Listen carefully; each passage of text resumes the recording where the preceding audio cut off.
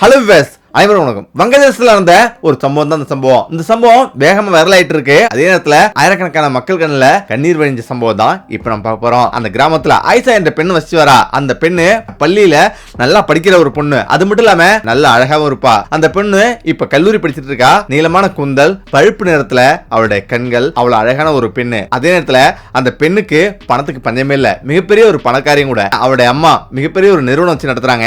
அதுல ஒவ்வொரு மாசத்துக்கும் கோடிக்கணக்கான ரூபாய் பணம் வருது. அவளுடைய அப்பா ஒரு அரசு அதிகாரி. இப்படி அவளுக்கு பணம் பஞ்சமே இல்லாம கொட்டிட்டு இருக்கு. அவ்வளவு மாதிரி அங்க படிக்கிறதுக்கு ஆளே கிடையாது. அந்த அளவுக்கு நல்ல பேர் எடுத்திருக்கா. அந்த காலேஜ்லயே அவ தான் ஃபர்ஸ்ட். இப்படி படிப்பு, அழகு, அறிவு இருந்தாலும் அவள்கிட்ட ஒரு கெட்ட குணமும் இருந்தது.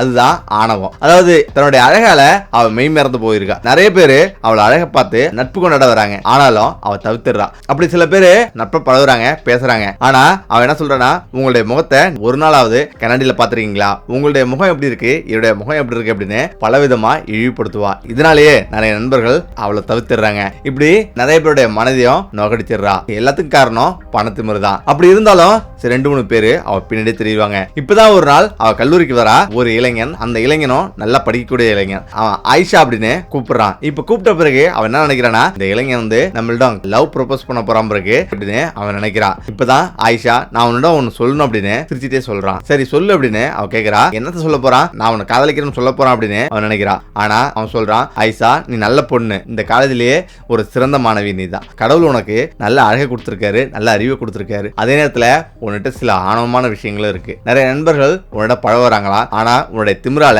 நிறைய பேர் உன்னை விட்டு ஒதுங்குறாங்க. அது மட்டும் ஒன்றும் இல்லைன்னா இந்த கல்லூரியிலேயே நீ தான் சிறந்த மாணவி. நீ ஆணவத்தை தூக்கி போட்டு நல்ல நண்பர்களோட பழகு அப்படின்னும் பேசு அப்படின்னும் அவன் சொல்றான். இதை கேட்டு அவ கோவப்படுறா. இது சொல்றதுதான் என்ன மரிச்சியா அப்படின்னும் அவ கேட்கிறா. ஆமா அப்படி சொல்றான். உன்னுடைய வேலையை பார்த்துட்டு நீ போ, எனக்கு நீ ஒன்னும் அறிவிப்பு கிட்ட வேணாம், நான் அந்த அளவுக்கு ஒண்ணு திறந்தாந்தில்ல அப்படின்னு சொல்லிட்டு அவ கோவமா அங்கிருந்து போயிடுறா. அவளுடைய கிளாஸுக்கு போறா. அவளுக்கு உட்காரவே முடியல. அவனை நினைச்சு பயங்கரமா கோவப்படுறா. நம்மளை பத்தி இவ்வளவு மோசமா பேசிட்டான் அப்படின்னு கோவப்படுறா. இப்ப கிளாஸ் விட்டு வேகமா வெளியே வரா. இப்பதான் அவருடைய தோழிகள் 2 பேர் வந்து, என்ன ஆயிஷா ஏன் வீட்டுக்கு போற அப்படின்னும் அவன் கேக்குறாங்க. என்னுடைய மனசே சரியில்லை, நாளைக்கு நான் வந்து ஏதோ தான் சொல்றேன் அப்படின்னும் அவ சொல்றா. இப்ப சரி அப்படின்னு வீட்டுக்கு போறா. வீட்டுல போயிட்டு அவ ரொம்ப வருத்தமா சோகமா வந்து உட்காந்துருக்கா, அழுவுறா. இப்பதான் அவருடைய அம்மா, என்ன ஆயிஷா ஆயிடுச்சு, ஏன் இப்படி இருந்து வருத்தமா உட்காந்துருக்க அப்படின்னும் அவன் கேக்குறாங்க. இப்பதான் ஆயிஷா சொல்றா, என்னோட கிளாஸ்ல ஒருத்தன் என்ன ஆணவமா நடந்துகிட்டான், அதாவது என்ன பிடிச்சி கீழே தள்ளிவிட்டான் அப்படின்னும் என்ன ரொம்ப அவமானப்படுத்திட்டான் அப்படின்னும் அவ சொல்றா. இப்ப இது கேட்ட பிறகு அவளுடைய அம்மா பயங்கரமா கோவப்படுறா. இப்ப உடனடியா ஆயிஷாவோட அப்பாட்ட சொல்லி அந்த பையனை போய் என்னன்னு பாத்துட்டு வாங்க அப்படின்னும் அவ சொல்றா. இப்ப மறுநாள் அவளுடைய அப்பாவும் அம்மாவும் சேர்ந்து கல்லூரிக்கு வராங்க. இப்ப கல்லூரியில வந்து அந்த மாணவன் எங்கன்னு பாக்குறாங்க.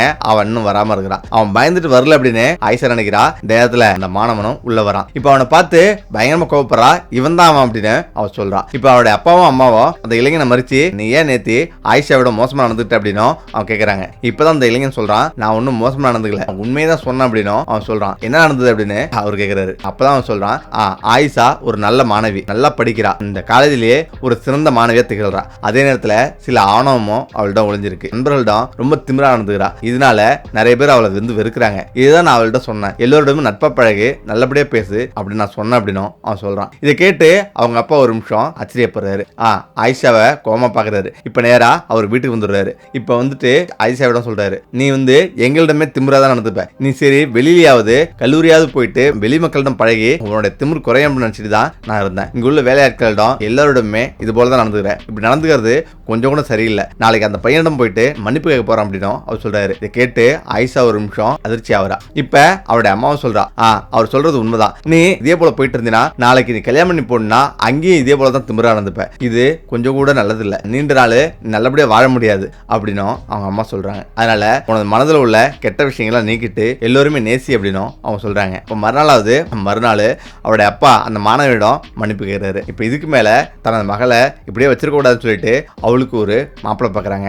அவ எவ்வளவு மறுக்கிறா, இதுக்கு மேல நீ கல்லூரிக்கு போவானா அப்படின்னும், நம்மள்ட்ட ஏகப்பட்ட காசு இருக்கு, இந்த காசை வச்சு எப்படினாலும் சம்பாதிக்கலாம், நீ அதனால கல்லூரிக்கு போக தேவையில்ல, நீ ஒரு கல்யாணம் பண்ணிட்டு இனிமே வாழ்க்கை நடத்த அப்படின்னும் அவங்க அப்பா சொல்றாரு. இப்ப அதே போல நல்ல மாப்பிள்ளையா பார்த்து கல்யாணம் பண்ணி கொடுக்குறாங்க. இப்ப கல்யாணம் பண்ணி அவருடைய வாழ்க்கை நல்லாவே போயிட்டு இருக்கு. ஒரு மாசம் தான் முடியுது. மாமனார் மாமியார் பேச்ச சுத்தமா கேட்கறது இல்ல. அவங்க எது பேசினாலும் இவ திமிராவே நடந்துக்கிறது. இதனால ஒரு கட்டத்துல அவருடைய கணவர் கோவப்பட்டு, என்னுடைய அப்பா அம்மாவிடம் இவ்வளவு திமிரா நடந்துக்கிறிய, நல்ல மனப்பான்மை இல்லையா அப்படின்னா, ஏன் இப்படி நடந்துக்கிற அப்படின்னு கோவமா இருக்கிறான். அதுக்காக நான் இப்படிதான் நடந்துப்பேன், என்னோட அழகு இல்லையா, அறிவு இல்லையா, பணம் இல்லையா, என்னோட எல்லாமே இருக்கு, நீ வேணா என்னை விட்டு ஒதுங்கிப்போ அப்படின்னு சொல்லிட்டு அவ வேகமா நான் என்னோட அப்பா வீட்டுக்கு போறேன்னு சொல்லிட்டு வீட்டுக்கு வந்துடும். இப்ப வீட்டுக்கு வந்த பிறகு அவள் அப்பா எதுக்காக வந்த அப்படின்னும் அவர் கேட்கிறாரு. என்னோட கணவன் வீட்டுக்கு இதுக்கு மேல நான் போவே மாட்டேன், அவங்க எல்லோருமே என்ன அடிமை மாதிரி நடத்தலாம்னு நினைக்கிறாங்க, அவங்க சொல்றதெல்லாம் நான் கேட்க நினைக்கிறாங்க, முடியாது அப்படின்னு அவர் சொல்றா. இப்பதான் அவரோட அப்பா சொல்றாரு, உனக்கு இந்த வீட்டுல வேலை இல்ல, நீ வெளியே போ, நாங்களே வேறொரு இடத்துக்கு போறோம் அப்படின்னு அவர் சொல்றாரு. ஆனாலும் அவ அழுவுறா. என்னதான் இருந்தாலும் தனது மகளை அவர் விடுறதுக்கு மனசு இல்ல, எல்லாம் சரியாயிடும் நினைக்கிறாரு. இப்பதான் அவர் சொல்றா, நான் செத்தாலும் இதுக்கு மேல நான் அவன் வீட்டுக்கு போக மாட்டேன், நான் இங்கே தான் வந்து வாழப்போறேன் அப்படின்னு அவர் சொல்றா. இப்ப நாட்கள் சில ஓடுது, இருந்தாலும் அவ கொஞ்சம் கூட அவன் மனது இறங்கல. இப்பதான் திடீர்னு ஒரு நாள் மயங்கி கீழே விழுறா. இப்ப அவளுடைய அப்பா அவளை தூக்கிட்டு ஹாஸ்பிட்டல் போறாங்க. இப்ப ஹாஸ்பிட்டல்ல போனா அவளுக்கு ஏதோ புதுவிதமான ஒரு நோய் வந்திருக்கு அப்படின்னு அவங்க சொல்றாங்க. இதை கேட்டு எல்லாருமே அதிர்ச்சி ஆகுறாங்க. இதுக்கு மருந்து எதுவுமே இல்லைன்னு சொல்றாங்க. இப்ப கொஞ்ச நாள் வந்து பெட்லயே வந்துருக்கா. நாட்கள் ஆவ அவளுடைய முகம் மங்களாவது, அவளுடைய முகமே மாற்றம் அடையுது, ஃபுல்லா கருப்பு புள்ளி புள்ளியா பரு மாதிரி இருந்து வருது. இதை கண்டு அவ அதிர்ச்சி ஆகிறா. ஏன்னா ஒவ்வொரு நிமிஷமும் தனது அழகை கண்டு ரசித்தே இருப்பா. இப்ப அதை பார்த்து அதிர்ச்சி ஆகிறா. இந்த நேரத்துல மருத்துவமனையில் இருக்கான்னு கேள்விப்பட்ட பிறகு அவளுடைய கல்லூரி மாணவர்கள் எல்லாருமே வந்து பாக்குறாங்க. அவளுடைய முகத்துல முழிக்கிறது கூட அவளுக்கு வெக்கமா இருக்கு. ஏன்னா அவளுடைய முகம் அந்த அளவுக்கு ஒரு மாதிரியா வந்திருக்கு. ரொம்ப மனமுடைஞ்சு போறா. இப்ப மாணவர்கள் எல்லாருமே நீ சீக்கிரமே நலமாயி வீட்டுக்கு வரும் அப்படின்னு சொல்லிட்டு அவங்க போயிடுறாங்க. இப்ப இப்படியே போகுது. அவளுடைய நாளுக்கு நாள் அவளுடைய உடல்நலம் மோசமாயிட்டே போகுது. அவ திடீர்னு இறந்துடுறா. அவளுடைய அப்பா அம்மா 2 பேருமே அதிர்ச்சி ஆகுறாங்க. அவ இறந்த பிறகு அவளை அடக்கம் பண்ணலாம் அப்படின்னு எல்லாரும் பேசிக்கிறாங்க. ஆனா அவ அடக்கம் பண்ணும் போது பயங்கரமா வாட வருது. ஏன்னா அவ ரொம்ப நாள் படுத்த படுக்கையிலே கிடந்தா. கடந்த 20-30 நாட்களா ஆயிஷா பேசாமலேயே படுத்திருந்தா. அவ உடலு வாடெடுக்க ஆரம்பிக்குது. இப்ப எல்லோருமே சீக்கிரமாவே தகனம் பண்ணுங்க அப்படின்னு சொல்லிடுறாங்க. அவங்களும் சீக்கிரமாவே தகனம் பண்றாங்க. எப்படிப்பட்ட அழகா இருந்தாலும் ஒரு நேரத்துல அந்த அழகு காணா போன்றது எல்லோருமே நினைக்கிறோம். ஏன்னா அழகுன்றது தற்காலிகம் தான், அதுக்கும் ஒரு முடிவு கூடிய சீக்கிரமே வந்துடும். அதை நினைச்சுக்கிட்டு எல்லோருமே ஆணவ இல்லாத ஒரு வாழ்க்கையை வாழணும். ஓகே, நம்ம இந்த வீடியோ பிரச்சனை மீண்டும் அடுத்து. நன்றி, வணக்கம்.